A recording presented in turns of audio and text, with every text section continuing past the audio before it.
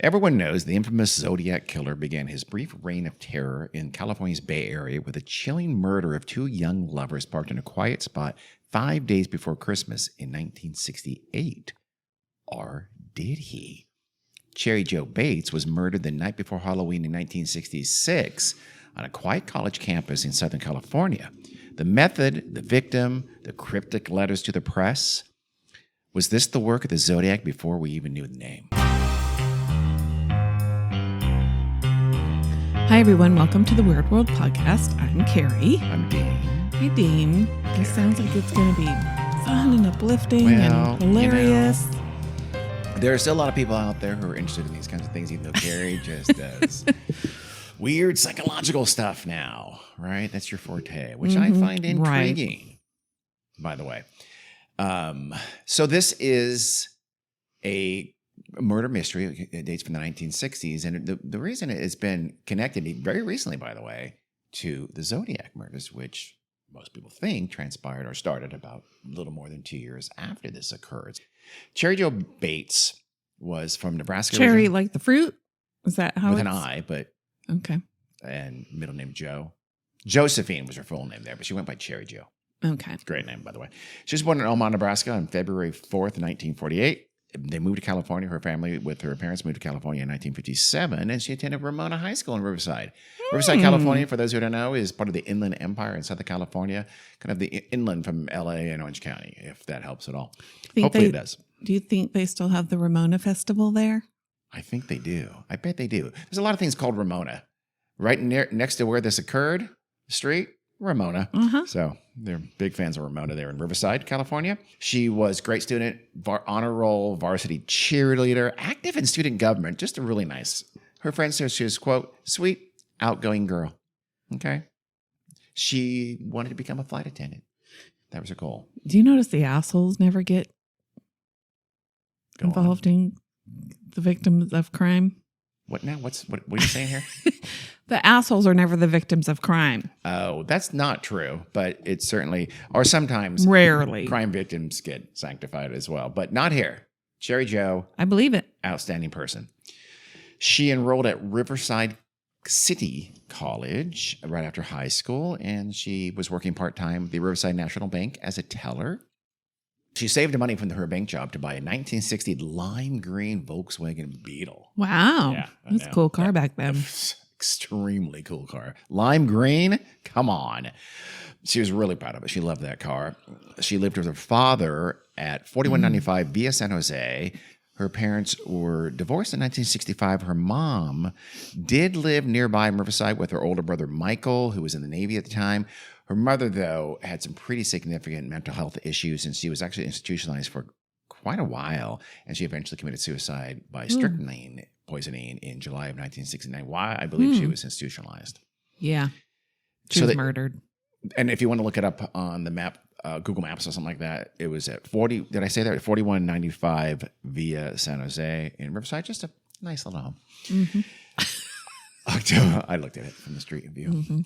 On October 30th, 1966, so day before Halloween, she and her dad went to, it's a Sunday, by the way. She and her dad went to Mass. They were Catholics. They then went to breakfast together. And I don't know, her dad left because I don't think he was at home. And maybe he was, but she says she needed to go to the library later on in that day because she needed to finish her term paper. She needed to study. And so this is where you start to build a timeline if you'd like to, Cheri, because the library apparently didn't open until like 6 o'clock, but she's preparing for, she's calling a friend named Stephanie Gutman. She called at 3 o'clock and called at 3:45 and said, hey, you want to go to the library with me? I want to study. Both times Stephanie said she didn't want to, didn't have time. Wait, the library opened at? It was on Sunday. I think it was 6 open. p.m.? They had some special hours on a Sunday. It was, I don't know, it was the end of a term or something like that. Yeah, 6 p.m. It's weird, isn't it? Yeah. And it was and it closed at 9, as we'll see here in a moment. Yeah, it's a little odd. She left her house apparently about 4:30 or 5 p.m., somewhere in that range. It's about a 10-minute drive from her house to the Riverside City College Library. So the timing gets a little weird here right away. At some point before she left, she phoned a coworker at the Riverside National Bank and said, hey, did you see my homework or my work? I think I've misplaced my bibliography for this big term paper she was doing. And she was really frustrated. The coworker said, "Now I haven't seen it." So she said, quote, "Now I'll have to start all over on my note cards." So that's one of the reasons she had to go to the library. She had to redo her bibliography. I don't know. Yep. She's very, very conscientious student. Yeah, that was the world before computers. Now we have Can't computers. just reprint it. Well, or your computer malfunctions all too often and is lost anyway. So it gets a little strange because one witness said that they saw her arriving at the Riverside Library at 6:10 p.m. and it claimed, or I'm sorry, was driving toward the library at 6:10 p.m. and claimed that her car was being followed closely by a bronze Oldsmobile from a new one, 1965 and 1966. That's a little bit weird because other witnesses said that they saw Cheri Jo Bates, or someone who looked very much like her and wearing very much the same clothes that her dad said she was wearing, had arrived at the library about 5:40 and then had to wait 20 minutes for the doors to open, for the library to open. So that's odd timing because either way, where did she go? She had to have gone somewhere between, say if she left even at 5 o'clock. Remember, they estimated she left about 4:30 or 5. I'm assuming that's from her dad, and that she got there at 5:40. It's a 10-minute drive. So she went somewhere else. I think the 6:10 with the Oldsmobile, I think we can throw that out. The Oldsmobile, the tan or bronze Oldsmobile sounds to me like a red herring because that timing just doesn't make any sense whatsoever. Or they just got the wrong time, or something like that. Yeah. So she's in the library. She studies all the way, the whole night. She's working diligently. She stays there until 9 p.m. when they start, I'm assuming 15 minutes before that, start flicking the lights off and on, as librarians are wont to do. Yep. And she had to go.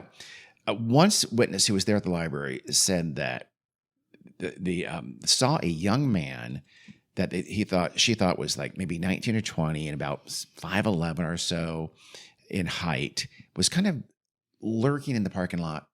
I don't know if there's trees. It looks like I see it now. Of course, I can look at it now. It's just a pure untreed parking lot. But somehow he was lurking in it. So, the parking lot was smaller then because where the horrible thing is going to happen, that happens, by the way, trigger alert, I suppose there's going to be a violent murder against a female. Where it happens was a couple of old homes that were being used as a library annex that were soon to be torn down to expand the parking lot. So maybe there was some place this person could lurk at the time back in 1966. But this witness said that they saw somebody lurking around her vehicle. That's interesting. Keep that in mind. You might want to take notes. You're not taking notes. Cheri literally never takes notes. I always take notes. Cheri relies on her absolute foolproof memory, I believe. I mean, is there going to be a quiz later? There might be a quiz, yeah. Well, now there's going to be. I don't know why I have to memorize all of this. I wonder if that's just, this person, after the murder takes place, no spoiler alert there, we know there's going to be a murder. Mm-hmm. After the murder takes place, I wonder if that witness just, I thought I saw somebody standing around there. Because I don't know. My theory, this doesn't make sense. But it could be true. Let's keep that in mind. Mr. Bates had phoned Stephanie Gutman, Cheri's buddy, at about 7 o'clock and said, "Hey, do you know where my daughter is?" This is why I'm not sure if he was home or not. It seems like he was not home. It's a Sunday, though, which seems odd. But so... Why do you think? Because... I think he is home. And she's not home. I know, so he's calling her friend. Yeah, but she had said I'm at the library, and and the library didn't open until 6 o'clock. So an hour, he's getting word already. That's a little bit unusual. What time did he call? 7 o'clock. Oh, so the library would have been only open an hour, and she had a lot of work to do. But Stephanie said that yes, she told me she was going to go to the library, so he stopped worrying, and he waited all night. Cheri Jo does not come home. So he's worried. He waits all night. He telephones. Finally, he probably didn't sleep the entire night. Yeah. He doesn't call the police yet, though. He waits early next morning, like maybe 5 a.m. or something like that. He calls Stephanie Gutman again and says, "Hey, did she come to your house? Did she spend the night at your house?" And Stephanie says, "No, he didn't. We never talked about that. She had no plans to spend the night at my house. As far as I know, she's going to go home when the library closed." So now he's terrified. He calls the Riverside Police Department at 5:43 a.m. and he files an official missing person report. Back at the Riverside City College campus at 6:20 in the morning, it's now, of course, Halloween, a 48-year-old groundskeeper named Cleophas Martin found Cheri Jo Bates' body on the grounds of RCC. It was if you want to, again, look it up, it's now just a part of the parking lot, but it was at 3692 Terracina Drive. Terracina Drive cuts through kind of the southern part of the RCC campus, and it was at the time, again, it was these kind of little old homes, right? Right. And her body was found in between two of those old homes. They're going to be demoed. At least two of them were demoed. They were being used as kind of an annex. I guess they're just storing some extra books in there. But he finds her face down. He runs and gets authorities. He was, at the time, by the way, he was operating a sweeping machine near the driveway. It was a dirt driveway of the home that was at 3692 Terracine Avenue. And when he saw her body and reported it. So police get there. They find her, as you know, she's kind of sprawled on her face down. It's kind of a gravel path between these two unoccupied homes. Does that help? And there's just kind of some space and some old lawn in between the two homes. Again, they're very small homes. They're probably built in the 20s or 30s. Right. It's quiet there. Again, it's off where the old parking lot was. Again, now it's just expanded parking lot. Those homes are gone. So she still had all her clothes on. That they remember her having yesterday, kind of a long sleeve, pale yellow, like a blouse, and these faded red capris. And she even had her bag with her. It's like a woven straw bag that she carried her stuff in, her books and things like that. It had her ID in it. It had 56 cents in it, and it lay right next to her body. The clothes seemed undisturbed. It did not appear there was any sexual assault. Indeed, the autopsy would indicate there was no sexual assault. Okay. But her clothes were absolutely just covered in blood. It was horrific. Oh. She had been stabbed repeatedly in the chest, the shoulder, very deep slash wounds on her face and her neck. Oh, jeez. The place where the attack apparently occurred looked like it was just absolutely a slugfest occurred. She was 5'3". She was a small teenager, but she was feisty. She was very athletic, and so she fought hard against her attacker, but she lost. That's good. Yeah, it was. About 10 feet away from her body, the investigators found a cheap Timex brand wristwatch with a 7-inch circumference, along with a footprint of a shoe they traced it very quickly. It was like a boot sold in military outlets, and it was worn commonly by prisoners in Leavenworth, which is a major military prison, federal prison in Leavenworth, Kansas. So that seemed odd. It seemed very specific, but they later found out that these boots were sold in like Army surplus stores all the time. So it wasn't super helpful. The Timex, by the way, had splattering on it, but they found out it was paint. So a paint splattered Timex, cheap Timex wristwatch with, am I wrong? 7-inch circumference. Is that a man's wristwatch? I don't know. I mean, I'm not. I was wondering the same thing. I think it's probably a man's, but I don't think it's a large man's size of watch. So she had struggled so much. They found, I guess they found indications under her fingerprints that she had very likely scratched her attacker. Wait, I have news on the 7-inch wristwatch. Okay. It's considered average for men and falls in the medium to large category for general well-proportioned sizing. That's what I thought. So it's kind of a normal male man's wristwatch. Average. Yes. Okay. I can't say wrist watch together. No, you can't. It's difficult. It is. Cheri Jo's Bug, her wonderful lime green Volkswagen Beetle, which I'm sure she named it. I wish I knew the name of it. I don't know what it is. It could have been Herbie. I don't know. She parked it about 75 yards away. That's 69 meters for everybody else in every other country from where her body was originally discovered. Here's the key. The ignition wiring and the distributor of the car had been deliberately pulled loose. So you can see the scenario very quickly forming in the minds of the police. Yeah. The key was in place in the ignition. Keep that in mind, because I'm not sure I can explain that. It doesn't make a lot of sense. Why?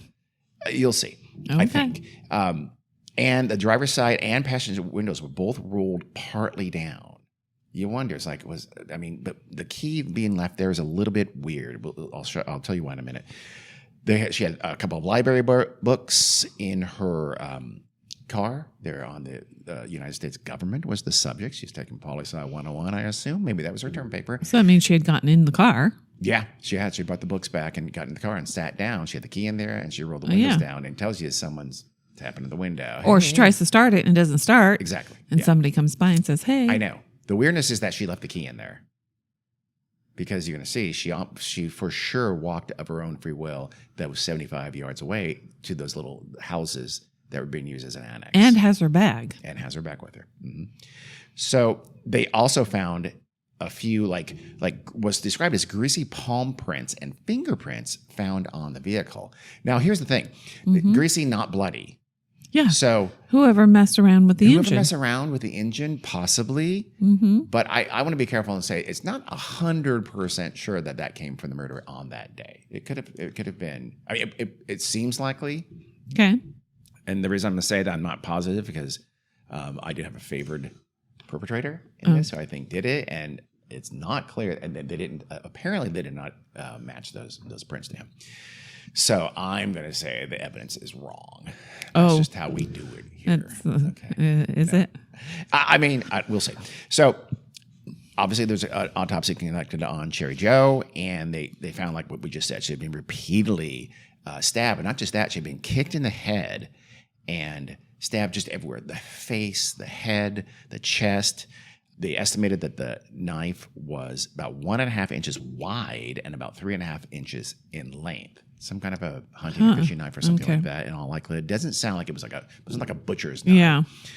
Her left cheek, upper lip, hands, and arms had also been cut, and she had 3 slash wounds to her throat, one of which had severed the jugular vein and the larynx, and I mean, borderline decapitated her. It was a vicious blow. Okay. It's very likely that he was attacking her and he got behind her and held her in a chokehold and was able to stab her repeatedly. He was able to get her to the ground. So now it's stabbing toward himself, her back to his front, stabbing her in the face and the chest, and he was able to get her down to the ground and probably slit her throat from atop her and then left the body. Because remember, she was found face down. She had been slashed 7 times across her throat, so he's just in a frenzy by this point. He also continued to stab her because they found knife wounds in her back, one on her left shoulder, some on her neck. So he was continued to stab her, and he had to have known. I mean, good Lord, he just slashed her throat repeatedly. Again, no robbery, no sexual assault. There was fragments of skin and brown hair from beneath her fingernails of her right hand, so this part of her fighting back. She even appears to have pulled out some clumps of hair. So she was fighting tenaciously. The ground around her body, again, was just, somebody described it as, quote, looking like a freshly plowed field. So it was a brutal fight. Mm-hmm. The police are looking into this. Right away, they think, somebody at the department says, you know what? This reminds me of something that happened last year. There was another attempted murder on the Riverside City College campus just the year before, in April of 1965. The detective who was on the Cheri Jo Bates case was named R.D. Yonkers of the Riverside Police Department. And he remembered that case. He had worked at that case as well. So he's thinking, is there some kind of connection with this new killing here of Cheri Jo? And so that the girl, by the way, all the media says she's only known as Miss Atwood. I'm not sure how that works, but she was, this guy like tried to hit on her, like following her. She's walking along the campus and he says, hey, want to ride? She says, go to hell. And so he got out of his car and started following her, and then he attacked her and stabbed her repeatedly, this Miss Atwood, but she was able to escape and get away, and she lived, and she identified her attacker as 19-year-old Roland Lynn Taft, who was arrested. And so they looked into his rolling around. Could Roland have done this? Or Roland, maybe? Rolland? D? I don't know. Roland? I've never seen it spelled like that. I'm not going to apologize because he was an attempted murderer, so fuck you, Roland. But that went nowhere because they quickly found out he was indeed still in prison for the attempted murder and the attack on Miss Atwood. Within a day, the Riverside Police Department had investigated 75 or questioned 75 people. So they went at this case hard and immediately. They mostly were focusing on RC students, for obvious reasons, because she was coming out of the library. She was fresh out of the library. It's very likely somebody in that library who had done it, more likely than someone lurking in the parking lot. They also questioned a lot of the military personnel at nearby March Air Force Base because of those boots, those military issued boots. Yeah. By November 6th, so about a week later, all but 2 of the people known to have been on the RCC campus, that was, remember this is Sunday, so they identified okay, who was there? They had tracked down all but 2 of them and eliminated them from the inquiry and said, okay, you clear out, you alibi out. I don't know how, perfect that those alibi outs, those were, those exclusions, but they were. I don't know what it doesn't. I couldn't find anything that said what about those other 2 people. It probably just didn't find them, but it doesn't sound like those 2 people were suspects or something like that. 2 witnesses said they'd heard female screams, about 10:15 p.m. And so police were under the working hypothesis pretty much immediately that the murder had occurred about 10:15 a.m. One witness said 10:30, or one source said 10:30. But 10:15 makes more sense for the fairly obvious reason is that she was leaving the library at about 9 o'clock. Yeah. So it's an hour and 15, even the earlier time is an hour and 15 minutes. So we'll get back to that for sure. So, but they're sort of distilling the evidence and looking at it. They found the Timex. They tried to analyze that. They tried to analyze the paint, like where did this paint come from? They said it was traced weirdly to a military PX in England. PX is like a store in England, oddly. So it was English paint on a cheap Timex watch in Southern California in 1966, worn by a person who also wore American military-issued boots. It's a little bit strange. They could not match the prints to anybody, the fingerprints or the palm prints. So they did a stage reenactment, which I don't even know this, but the police in France, one of their main go-to methods is doing a reenactment of the crime. It's weird. I don't know why they think that's going to help them. I don't know. In this case, the Riverside Police did that. They asked everybody who was in the library, come here. Like it was in November sometime. I can't remember what day it was. Said, come to the campus, park your car in the exact same place you remember parking your car at that night, go into the library. We'll all go there. Did you see her? What did you remember?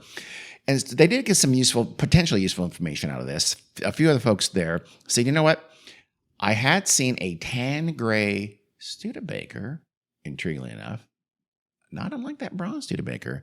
But as you'll see, it was much, much older. You didn't say Studebaker before. Oh, was it? It was Oldsmobile. You're right. Yeah. They said a tan gray Studebaker was seen really close to the RCC campus on that evening, October 30th. So they say, I do remember seeing this car drive by. I could be completely. Yeah. In fact, probably is.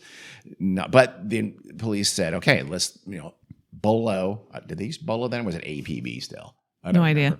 1947, 1952 model Studebaker with light-colored oxidized paint. So they go looking for that. They said it drove around about 7 p.m. I think that's almost certainly had nothing to do with the case whatsoever. They also said that some folks had identified a, quote, heavyset man with a beard, unquote, who had been kind of hanging around the library and who had failed to appear at the reenactment. So somebody remember, this guy was in the library. I don't know him. He's not here right now. Mm-hmm. So again, they have all these little strings. They have all little pieces of evidence they're trying to piece together, and it's difficult. So what they have, though, is that scenario. This guy gets into her engine. He pulls his distribute cap, pulls some wires. He makes it inoperable. He waits for her, or does he go back in the library? And, because it's very close to the library. It would have taken just a few minutes to walk to her car and walk back. And he waits for her to be unable to start her car as he expects, as he knows. He just happens upon her there, probably taps on the window. So she rolls down the window, or maybe she had them both rolled because it was October 30th, so it probably wasn't a heat thing, but who knows. And the car is not starting. We don't know. At that point, does he say something like, hey, my car is just over here. I'll give you a ride. I'll take you, whatever. Service station, whatever. And she gets out. She gets her purse. She leaves her books there, but she has her purse and her ID and her 56 cents. I hope she had more than that. But why does she leave her keys in the ignition? Yeah. My guess is she was just flustered and it Could was be just oversight. Yeah. She forgot because there's no, report of any kind of a fight. I mean, she would have screamed right then and there if he grabbed her. And because remember, they have to walk a fair distance to where these two houses are where he attacked her.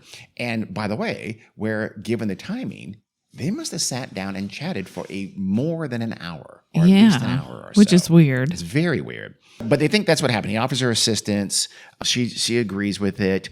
I don't know. You can guess. You can speculate. Like, maybe he pretended to call a friend on a payphone and said, "Let's wait for him here. He'll be here." And the time's going on. Yeah, what a dick. I don't know. Or maybe he claims his car doesn't start or something like that. It must have been. He must have said it's parked on the street there at Terracina. So something like that. My guess. I think it's our friend's gonna pick us up here or something like that. Or maybe he does. Maybe he says, "Oh, my car's not starting either. Isn't that crazy? Let me call a friend. Let's just wait here and chat till my friend comes over." But either way, she stayed with him willingly for about an hour, presumably talking with him amiably. Otherwise, she'd leave. Yeah. So that's kind of the theory. That's kind of their working theory. And then at some point, though, he attacks her. What? We don't know. There's going to be a letter. Because remember, it's been tied to the Zodiac. So there's going to be a letter that kind of gives a scenario there, if you like. So I think that's almost certainly what happened. She's flustered. She leaves her key there. She takes her stuff out. They wait. He makes up some reason to have her wait there. It's not just like, hey, let's just talk. There's for sure he makes up some ruse to get her to wait with him there. And maybe what sets it off is that she finally says, "No, I'm not waiting longer. I'm going to see if I can get help. I'm going to walk to a gas station or something like that." And he attacks her. Yeah. So I don't know. We'll talk about the likeliest scenario, or at least what we think happened, what I think happened. We'll see what you think happened. Okay. At the end, they're on November 14th, 1966, about 2 weeks after the murder, which is the day after the reenactment. They got a break in the case. Gardner on campus there, who worked for RCC, said, "Hey, I found something. It's a knife. Ooh. It's a hunting knife. I was raking the leaves and I said, 'Hey, what's that?' And I looked down and there you know, it's a hunting knife." Problem is, they looked at it and they didn't see any kind of like dried blood or anything like that.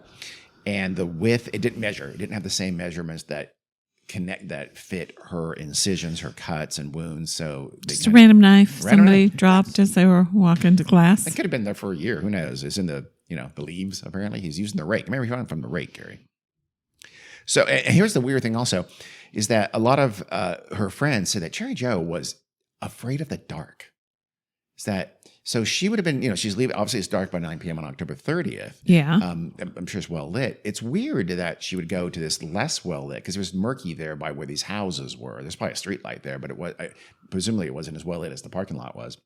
Yeah, that is weird. It is a little bit weird. You would park if you're going there at night, it was probably dark at 6 when she got there. Probably. You would park as close as you could to the building.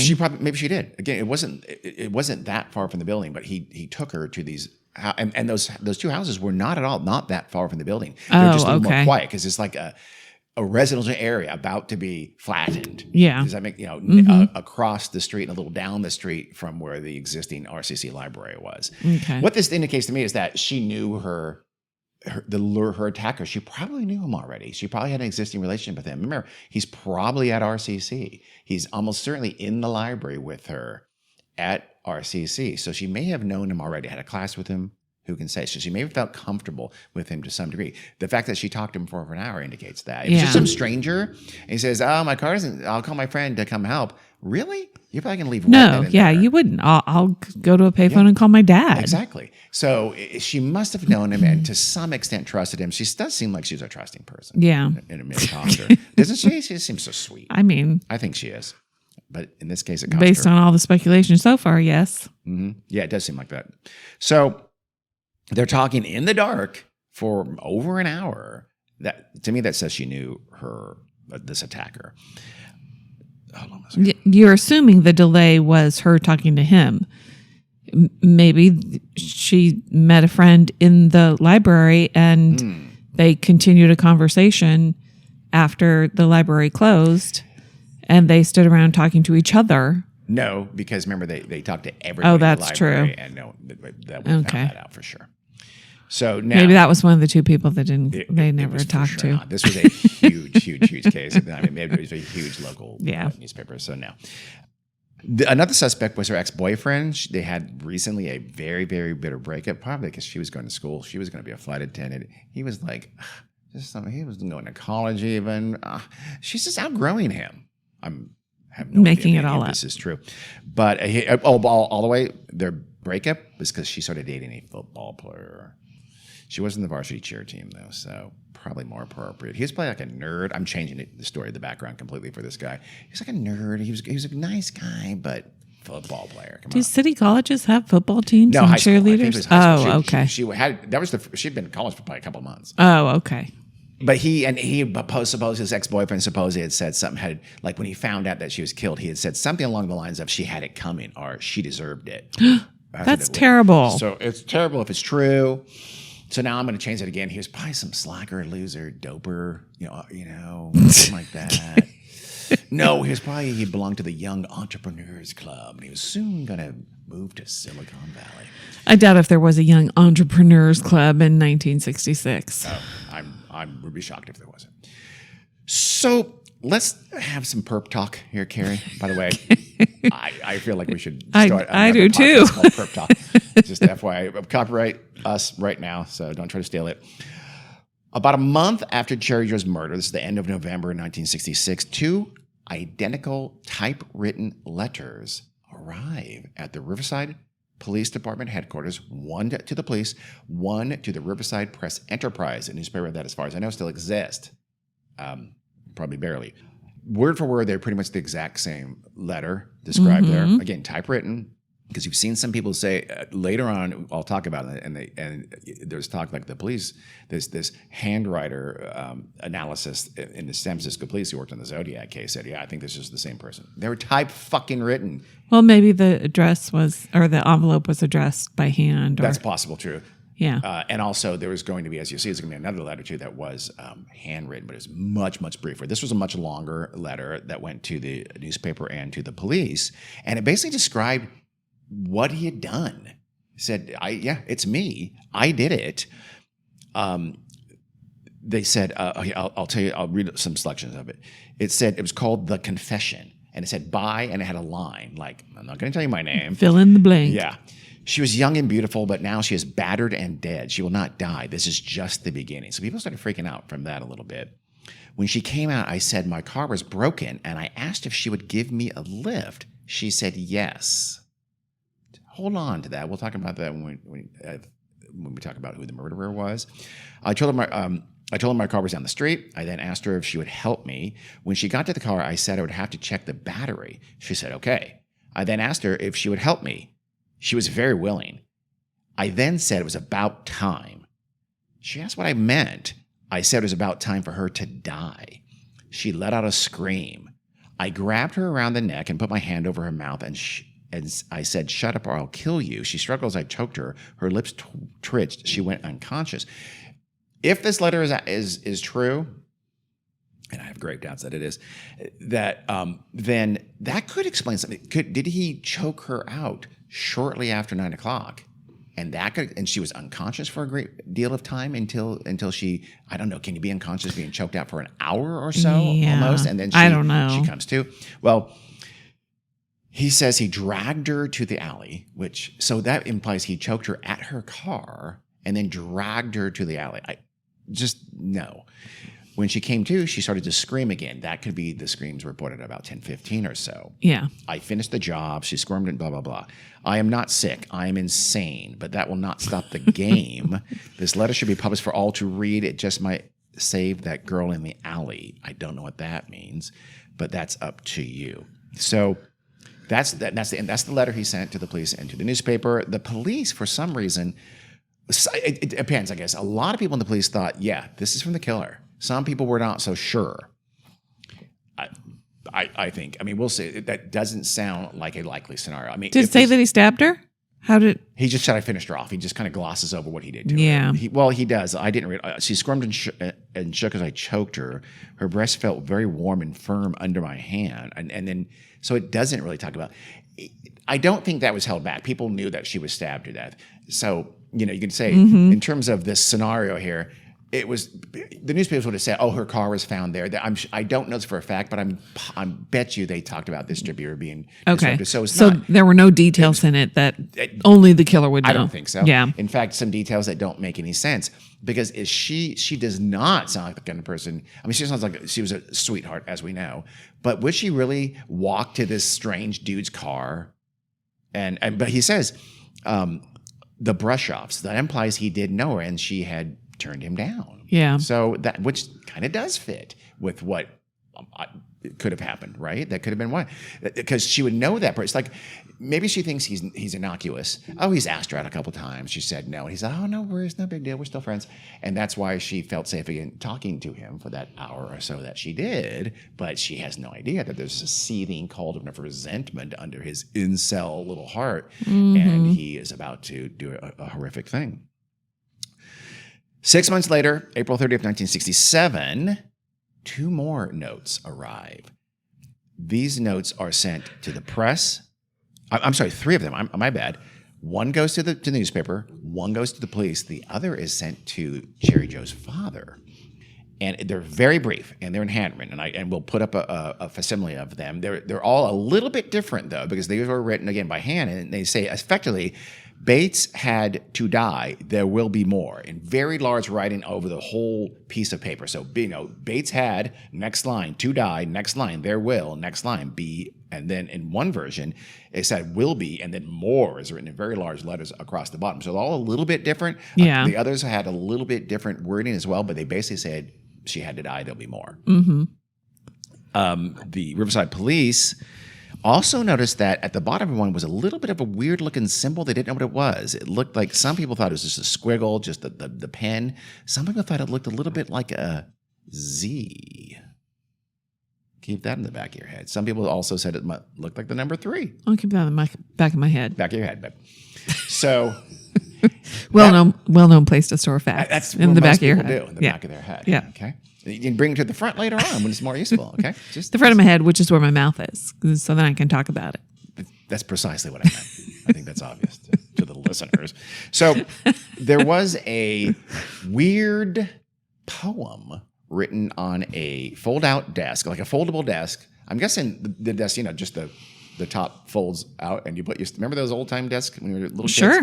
And on the, I think the inside of it, so the part that fold out, was somebody had scratched in, like with a knife or something, had scratched in a kind of a poem in the inside of the desk. Where was this desk? It was in, like, by that time, it had been moved to, I think, the library annex, but the library officials, I recovered. I wasn't going to say the library peoples. The Library officials thought that it might have been in the library at the time. Okie dokes. Or at some point recently it had. So some person in the library had written this poem. And it's called a poem anyway. Again, we have a facsimile of that. It's even got a nice ruler next to it. Carrie's going to look at it right now. Oh, wow. Yeah. It was, in fact, that's not a knife. What is that? It's just a felt tip marker or something. I don't know why I thought that. Well, but it's written like, I think in like a felt tip marker or something like that. Doesn't it look like that to you? Well, Some people interpreted it as a suicide note because it was essentially, it's called "Sick of Living, Unwilling to Die." That's the front line. Sick of willing / unwilling to die. And then it's like mostly 1 or 2 words. Cut, clean, if red, clean, blood spurting, dripping, spilling all over her new dress. Oh well, it was red anyway. Like draining into an uncertain death. She won't die. This time, someone will find her. Just wait till next time. And then the lowercase initials, apparently, RH at the bottom. Okay. That's the whole thing. Now, so right, remember they found this about 6 months or so after Cheri Jo Bates was murdered. Immediately, okay, that's related. There's no reason to think this was related. It does sound interesting, though, isn't it? So some people have thought, yeah, this is the killer. He's writing typewritten letters to the police. and to the press. Later on, he's playing with the authorities again. He's messing with them. He's cat and mousing them. And yes, you can say it that way. And he's sending these little she had to die handwritten letters to the police, press, and also again, and to Cheri Jo's dad. And then he's also writing this weird poem on the inside of this desk in the library. Mm-hmm. So, or just some other random weird guy yeah, in the library, obsessed with didn't want the to use paper murder to of a write his young poem. woman. Yeah. Or here's the thing. Otherwise, it could have been done before. It's on the inside of a desk that was at least part of the time stored in the annex and was not actively being used. It could have been 3 years ago. Mm-hmm. We don't know. So, but that's part of the lore of this story. So I felt obliged to mention it. Okay. Okay. Well, she wasn't wearing a red dress. She's not wearing a red dress. No. So my take again, I'll just go ahead and spoil that. It's absolutely nothing to do with it. Yeah, I don't think so either. Not even like a bad attempt at it. It probably was written before she even was killed. So now I'm going to tell you who did it. Okay. And I don't care if you says me.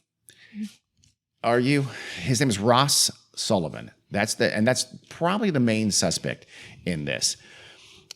And one of the reasons it's been connected to the Zodiac is that some people think he looks a little bit like that famous sketch of the Zodiac that was drawn after the Zodiac killer murdered the police officer in the state of San Francisco which by the way, as you can probably guess, we are going to take on the Zodiac killing not long after this case. This is sort of a preamble to the Zodiac murder cases. We'll probably do 2, possibly 3 episodes of Zodiac. I'm not maybe lie. 4 or 5. Not 4. It's ridiculous, but there's a lot to unpack with the Zodiac killing. So some people think Ross Sullivan looked a little bit like that picture, but more to the point, at this time, he was... Can I tell you? Go ahead.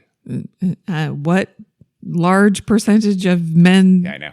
looked like It's like that a at the nondescript time? white guy with glasses, Yeah, basically. with the buzz haircut, right? Yeah, and kind of crew cut, haircut, yeah. So Ross Sullivan does look like he's got a crew cut at the time. This is 1966. He wore those kind of thick black glasses, just like the apparent Zodiac killer did, the one who killed the taxi driver. So that's a possibility. That is intriguing. He worked as a library assistant at Riverside College. Interesting. Yeah, it is interesting. So I cannot find anything that said, he was on the clock or not, but it doesn't matter. He could have, obviously, he could have snuck in. It sounds like it was fairly busy. There was quite a few people there that night. So he could have easily been in the library and not seen, or he could have also been lurking around out by Cheri Jo's car after he disabled it. Ross Sullivan also moved to Northern California in 1967 and convenient. Hospitalized 3 times for mental health issues, bipolar disorder and schizophrenia. He died in 1977. Yes, there's supposedly letters. Actually, we'll get into the Zodiac, but there's almost certainly the letters were not legit letters. Probably weren't written after that, and that's where all of the Zodiac killings took place in Northern California. So how old would he have been when he died? In his 30s? Yeah, he wasn't very old. If he's about her age, we'd say he's 20. Yeah. So 11 years later, he's 31 or so. What did he die of? I don't know. Okay. So he almost certainly knew Cheri Jo Bates because she was in the library all the time. Again, a very studious young woman. And he is said by library staff to have been a strange dude. Yeah. He was very weird. He gave up a really, really creepy vibe to these people. And... Well, bipolar and schizophrenia, so... Yeah. So what happened is that a woman named Joanne Bailey would actually become very vocal after the murder. And she kind of said... I think he did it. Yeah. I think Ross Sullivan did it. He creeped us out. I'm speaking not just myself or other folks who worked at the library with him. I'm the one who's coming forward. She wrote a letter, a very detailed letter about him and her suspicions. And she sent it to the Riverside Police Department. And she called them and kind of bugged them about it. And again, it said, look, it's not just me. This guy did it. You've got to look into him. And they did. But she says... that they told her, we looked into him and he alibied out. No one seems to have any hard and fast information that they really did check into an alibi for Ross Sullivan and he alibied out. It was just that the idea that he did have an alibi appears to come from Joanne Bailey, who said the police told her that. Okay. So did she get it wrong? Did she get it garbled? they lie to her just to make her shut the hell up and stop bugging them about this favored suspect of hers. I don't know. I don't know. I generally don't know. Another witness, Gerald Katz, and he was also an acquaintance of them. He said that, yes, Ross Sullivan did know Cheri Jo because his brother, Ross's brother, was married to Bonnie Bartlett, who knew Cheri Jo Jones. So they knew each other. They probably also knew each other from the library as well. Yeah. He said that, again, Ross Sullivan was strange. He called him depressed and agitated. He said he was a psychotic. He said he's extremely passionate, love-starved, jealous, and resentful. And that Ross had threatened him, this witness, when he's dating a girl that Ross had a crush on. Okay. He does sound like the type. You are describing the kind of person who would murder a woman because he was rejected by her. I mean, not to be pop psychology here. That's your job. Quote, I was more scared that I have ever been of anyone else, is what Gerald Katz said about Ross Sullivan. But so he was a weird guy. He would hunt sheep, I guess, skin sheep and bring their pelts and hang up their pelts and things like that. Hunting sheep. You don't hunt sheep. Sure you do. Wild sheep. You never heard of wild sheep? In Riverside? In the desert, absolutely. In the Southern California desert, there's all kinds of wild, rams, bighorn. I don't know if they all have bighorns, but that kind of thing. Really? Yeah, for sure. Bighorn, yeah. Not aware of this in Southern California. Yes. My gosh. Oh my God. You like in Wisconsin going, what? They hunt deer up here? Are you sure about that? That's crazy. Okay. I'm still not Cheri's convinced this is true. Right now. Very angry. And so again, it's very unclear if he did alibi out. To me, he sounds like an extremely likely character. In fact, in 2016, the police were approached again. I'll tell you why at the end, but basically said, you know what? We know who did it, and he's dead. It's almost certain that they mean Ross Sullivan. I think so. There are some counter arguments like, well, okay, his fingerprints were not matched.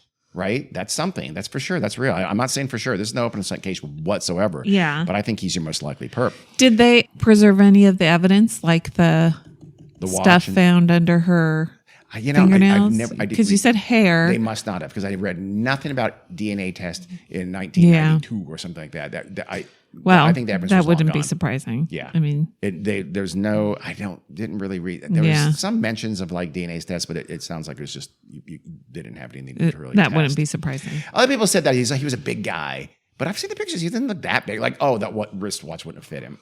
Yeah, it would have. He didn't look huge. I mean, but some people say, who says that watch was the killers? They don't even know that for sure. It was 10 feet away. Yeah, you're right. It's not certain. It didn't have to be. It probably was, though, but it's not for certain. You're right. You're right.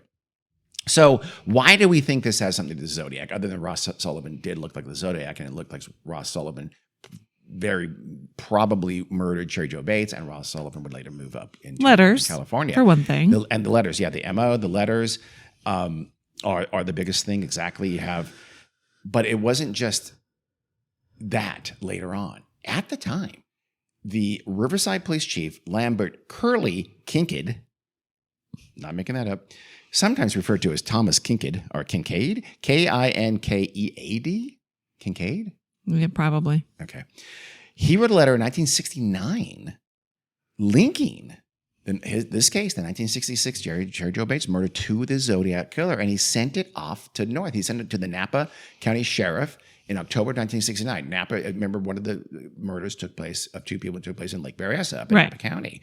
And he thought that, for the same thing, like, this guy wrote letters, we think they're real. Yeah. Again, that's if you think those letters are real. Sure. The letter doesn't sound super they authentic. still exist. Good for him.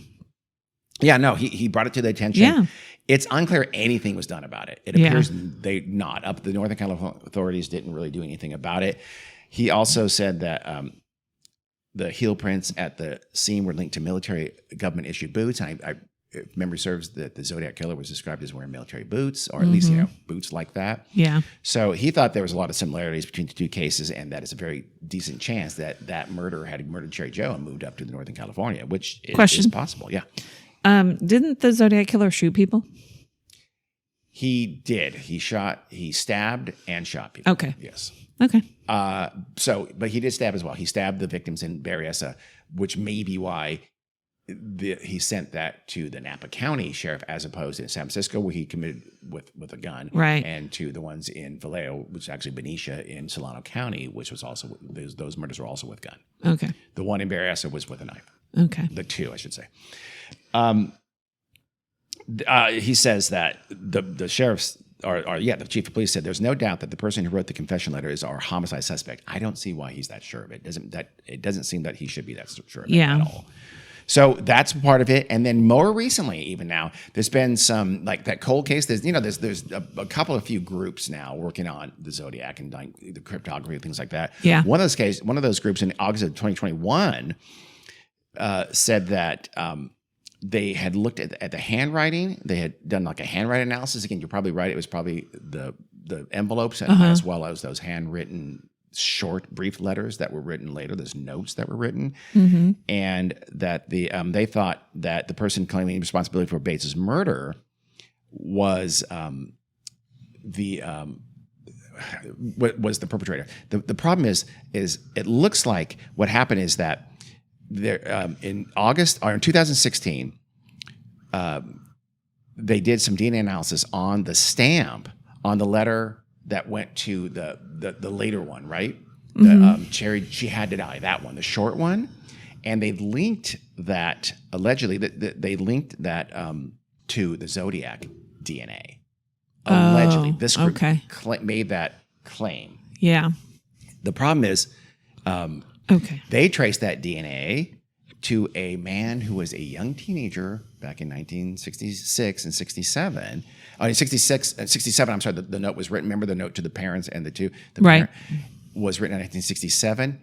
He's admitted to it way back in 2016. He admitted it. Yeah, that was me.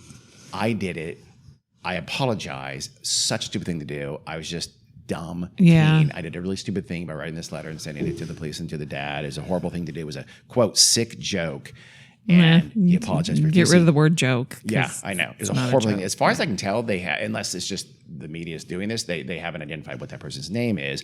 But which is probably for the best. Yeah, I guess it is. But what that tells you is, though, that's not the Zodiac killer. He was not the Zodiac. He was alive in 2016. Yeah. And he was traced to at least that second series of letters, not the first two that went to just the police and the newspaper. The other link that folks have said about Zodiac is, of course, that little Z that was possibly on the bottom of that same thing. But again, we know that letter had nothing to do with the murder of the Zodiac, because that was like dumb kid in 1967. So it's a pretty weak case. And a lot of folks think that even that first confession letter was a hoax. That's the typewritten, those two typewritten letters. Yeah. I don't know. It's some people like for instance, some people have written that, the police say that only that confession letter, only the killer could have known some of those details. That's just not true. Yeah. That's not true. Again, it's easy to surmise that she was lured. And the way he said she was lured, I think is highly unlikely. And he just sort of glossed over any specifics about the act, right? He very much glossed over that, which to me, that's a tell. Yeah. I think he glossed over because he didn't know, and he knew he didn't know. Yeah. So I think those two letters are fake. I think they're like the 1967 "she had to die" notes were fake. It's the same kind of scenario. Apparently, it's not the same kid, though, because why not admit to all of them, I guess. It's again, other people in the Riverside Police Department think that all of them were a hoax. I agree with that. There's a couple other reasons why people have linked this to the Zodiac, and one very clear, because in a letter of October 1970, the Zodiac killer said, "I killed Cheri Jo Bates." Bearing the lead, aren't I? Yeah. You probably think. So this letter went to Paul Avery. He was a journalist on the San Francisco Chronicle, who was actually in that movie with Jake Gyllenhaal.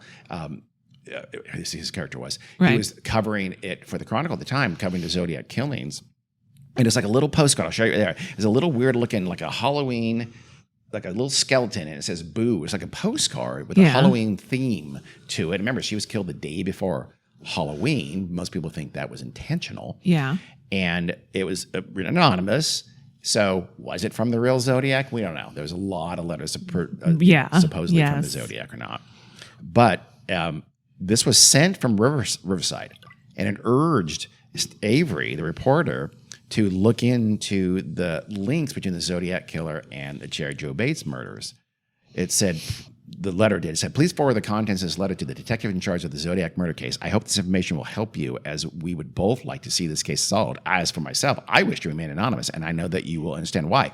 Here's the thing. That's from the murderer?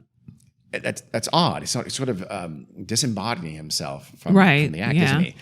This is back to the letter. A few years ago in Riverside, California, a young girl was murdered just about, I believe, on Halloween evening! ! I could write a much longer letter citing the similarities between Zodiac's case and the murder, which occurred in Riverside. But if the police department cannot see said comparative similarities between these two cases, then I will take a, quote, slow boat to China, unquote, even if these two crimes were committed by two different people, ! It's weird. Yeah. So it seems to be someone who's saying, I think these were the same people.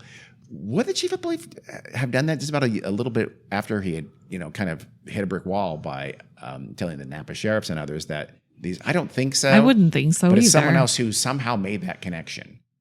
Which I guess just letters to the media after a violent murder. Yeah. It had only happened about 2 to 3 years before the Zodiac killings occurred, so I guess.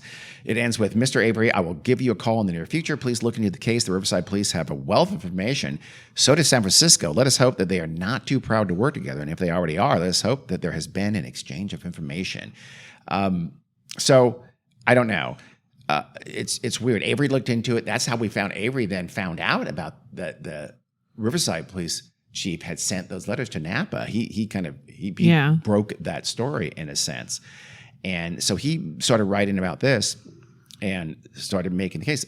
Were these two murders connected? He found out about the supposed Z at the bottom of those notes. But again, this is 1970. So this is 46 years, but they found out that Z at the bottom of the note cannot have had anything to do with Zodiac. Right. So it seems like, unknown to them, this is very much a red herring. Yeah. But they met and they did talk about it. Apparently, there was some kind of Napa and San Francisco and Solano authorities did meet with the folks and Riverside police, and they talked about it. But like, could these things be linked? And who's your best suspect? I imagine kind of things went on. And this is where they brought the state handwriting expert who said, yeah, no, this was the same people between Zodiac and Cheri Jo Bates. We'll talk more about this in Zodiac, but I think that guy's completely full of shit. Yeah. I think there's, even today, I think graphology is I was borderline say, pseudoscience. yeah. In 1960, this would have been 1970 by now. Yeah. No, sorry. I'm going to say his name, Sherwood Morrell. Sherwood. Nope. So not a lot of babies being named Sherwood these days, are there? It's uncommon. I feel like we should bring them back. That guy and Sherwood Schwartz, and that's it. That's the only, yeah. And not a, you mean the creator of Gilligan's Island? Uh-huh. Okay. I thought you were going for something a little more contemporary, but you chose a guy who'd be 100 years old by now. So again, you have these kind of, things. There was another letter written in March 22nd, 1971 to the Los Angeles Times that allegedly came from the Zodiac killer himself. Remember that postcard with the Halloween theme appears to have come from an interested party, right? Not the Zodiac. This one to the New York Times, to the Los Angeles Times, was allegedly from someone who said, I'm the Zodiac killer. It was sent from Pleasanton, California, which is in East Bay, in the Bay Area, but not that close to where the murders took place. And essentially, this Zodiac, quote unquote, takes responsibility for murdering Cheri Jo Bates. He said, like I've always said, misspells, by the way. Zodiac had a lot of misspells when he did write in non-code. I am crack-proof. If the blue meanies are ever, E-V-E-R-E, going to catch me, they had best get off their fat asses plus do something. I guess that means and. Because the longer they fiddle plus fart around, the more slaves I'll collect from my afterlife. This is already when those... Zodiac had already sent letters saying that the reason he was doing this was to murder people because they'd have to be slaves in the afterlife. Okay. I do have to give them credit for stumbling across my Riverside activity, but they are only finding the easy ones. There are a hell of a lot more down there. Again, we'll talk about this in the Zodiac case. The Zodiac liked to claim a lot of killings that he for sure did not do. So the reason I'm writing this to the Times is this: they don't bury me on the back pages like some of the others. So he's also pissy about his media. Sure, yeah. His PR people need to do a better job. This is the one that said, by the way, SFPD-0, and then he had the cross circle, which is his emblem, 17 plus, indicating that I've killed 17, they've got 0. Right. 0 times. He would later get that number to 37. Okay. So at least. Most people think this was fake. I think it was fake. Some of the folks with the SFPD thought that it might be real. Some of the folks at SFPD thought that Dave Toshi, the lead inspector of the case, wrote that himself. We'll talk when we talk about the Zodiac. That guy was caught. So he's also in the Jake Gyllenhaal movie, which I think was just called Zodiac. That character's in there as well. Bad things happened to him. In October 2021, another group of retired police officers. These were on I think it was a Discovery Channel or one of those super reputable media sources, had a show about these people. They call themselves the case breakers. And they said that they broke the one of the cryptograms that the Zodiac had written that had not yet been broken, and they'd solved the murder by connecting the Zodiac to not just who the Zodiac was, but that they connected him to Cheri Jo Bates. So they also glommed onto the Zodiac was also the murder of Cheri Jo Bates. The person they alleged did it was named Gary Francis Post, Poste. We'll again talk about more of that in Zodiac, but their case is I'll just say it. It's a joke. They're ridiculous. They did an earlier thing in 2016. They're 100% just looking to get headlines, get a show on TV, and cash in. They're awful human beings. They did not crack the code. The Gary Post thing, by the way, was one of the primary pieces of evidence was that they said he had scars on his forehead, and Gary Post had remember the picture. The drawing of the Zodiac killer had scars on the forehead. The Gary Francis Post had scars on his forehead. Do you know why they said the Zodiac killer had scars on his forehead? No. Because the artist who drew it drew a couple of wavy lines on the forehead, clearly to indicate just random lines, like wrinkle lines, right? Just like you're furrowing your brow or something like that. In fact, later, in later versions, he erased those because they had nothing whatsoever to do with the witnesses. The Zodiac did not have any scars on his forehead. They're just completely wrong. So their that's answer, silly. Gary Post, because he had scars, they find this picture and say, "Oh, look, scars! Solved it. You're welcome. Sign us up to a TV show." So the Riverside PD, when they were asked about that, said, "We're not taking that even a little bit seriously." And that's when they said, this is 2021, when they said that, we believe we know who did it, and he's dead. Yeah, it's essentially solved, but we're not going to say the name for obvious reasons. So what are the obvious reasons? Because they don't want to slander someone and get accused and get sued by his family or something like that. Ross Sullivan. Is it Ross Sullivan? It almost certainly is. Okay. Who they believe did it. I mean, it again, other than that, what one person said, the police said he was alibied, which it doesn't sound like he was. And the fact that I'll admit, they did not connect his fingerprints to the side of the bug, which is why I say it's not impossible that those fingerprints had nothing to do with the murder, and they're just there from before. Or they sound like smeared prints of a sort. So who knows how tight that analysis was that they weren't his fingerprints? I don't know. Mm-hmm. So anyway, these case breakers are frauds. There really isn't. At the end of the day, there isn't a strong case at all for the Zodiac killer and Cheri Jo Bates being connected, which if you feel cheated now, listeners, I guess you should, because I tease this but a lot of people do. Again, these two groups recently have said, Zodiac and Cheri Jo Bates are connected. It may just be a coincidence that that's a great way to get a TV show by making these kinds of claims. Yeah. It's a very sensationalistic claim. So maybe that's surely, and they're following the evidence, like, fake scars and foreheads and things like that. Yeah. There's also another connection too, is that the murderer, I'm not going to say the name because I don't want to give it away, but the murderer of the Zodiac, who's I think the leading suspect to be the actual Zodiac killer when we get to that case next time, he did have some odd things where he may have been near Riverside at the time of Cheri Jo Bates' murder. So it could be that the two cases are connected, but they are not the perpetrator that these case breakers allege them to be. There are different perpetrators who may have committed the two murders, or there's no connection whatsoever. Okay. So what do you think, Cheri? I mean, first of all, I it's don't. Ross Sullivan. You don't know. I mean, We could can't be. say. It Yeah. could be. Yeah. There, nothing I've seen indicates any better or any honestly any even serious suspect for who did it.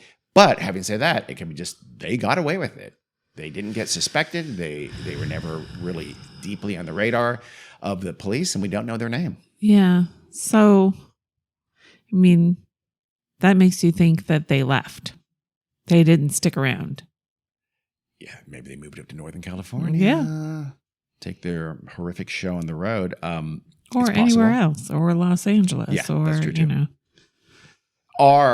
Okay, so do you find any connection between Zodiac and Cheri Jo Bates' cases? I don't know. Maybe, maybe Yeah. not. I mean,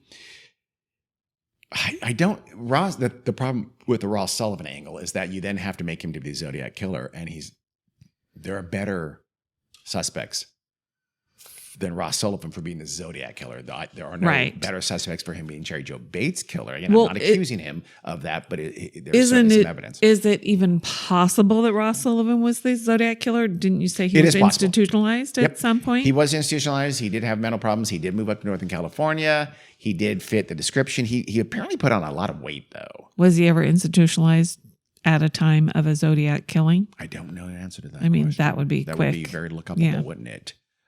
He is considered a possible suspect in the Zodiac killings. We will talk about him. When did they we do stop? this. When was the last? 69. Oh, okay. Yeah, October 1969, when Paul Stein, the taxi driver, was shot in San Francisco. That was the last one? That was the last one. Oh, wow. It was a very limited time. It was only really actually 4 incidents. And Ross died in what, 71 or 77? Okay. He died in 1977. And now, was he institutionalized after October 1969 when Paul Stein was killed? Yeah. If those institutionalizations were after that, then he's in the frame for being the killer. So, don't know. Yeah. Could be Ross Sullivan. He could be responsible for both. He could, we'll get to the Zodiac next, and we'll talk about who that perp was. Like this, I will have a favorite candidate in that, and it's not going to be Ross Sullivan. Okay. Doesn't mean I'm right. It could be full of shit. That's you tell me all the time. I don't. She does, actually. I Okay. don't. So, any last thoughts on the Cheri Jo Bates? Possibly the first Zodiac? Possibly not. Actually, the Zodiac, I think, would claim killings that even predated Cheri Jo Bates. But I Yeah, think he was yeah.